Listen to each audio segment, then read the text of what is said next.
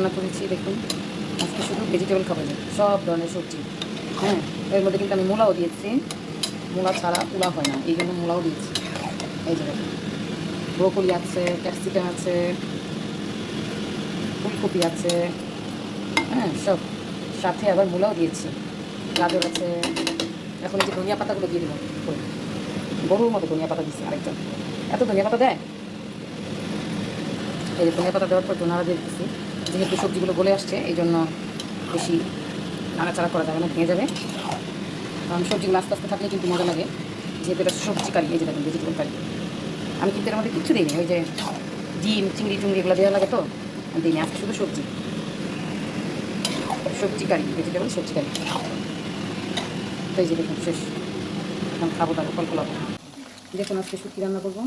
এই যে এখানে পেঁয়াজ আর রসুনটা হলুদ মরিচ দিয়ে কষালাম। এখন এই যে দেখেন দেখেন কী দিয়ে শুটকি রান্না করবো আজকে। এই যে মূলা, তারপরে মিষ্টি মিষ্টি আলু, বেগুন, সিম এসব দিয়ে এই যে শুটকিটা সিদ্ধ করে নিচ্ছি। পাতা শুটকি রান্না করবো, এই দেখেন পাতা শুটকি রান্না করবো। এই যে এখন দিয়ে দেবো, চোলটাই না আলু ইয়ে করে ফেলে দেবো।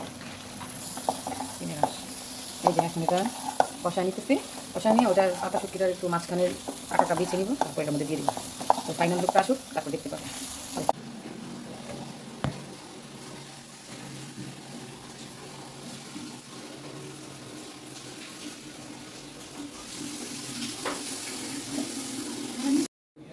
ইনগ্রেডিয়েন্টস বলো। এখানে দিয়েছি হচ্ছে ডিম, এই যে দেখুন, লেবু, ডিম, লেবু আর টক দই, আর এই যে টক দই আর দিয়েছি, একটা মেহেদি পাউডারের মেহেদি পাতা দিয়েছি। এখন এটা আমি চুলে লাগাবো,